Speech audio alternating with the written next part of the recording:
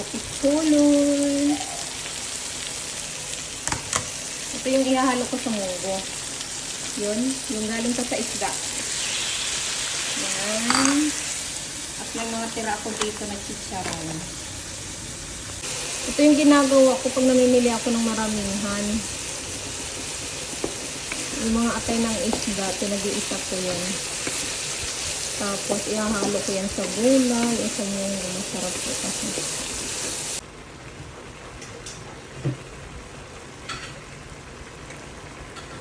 Gisahin muna bago mag-add ng water.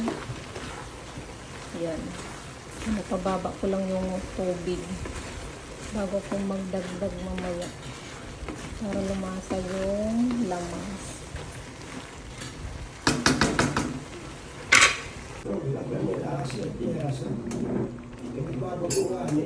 Bubukan lang tubig dahil. Ay ka? Hindi mo yung bubukan na. Pag wala ubusan ng stock. Hindi.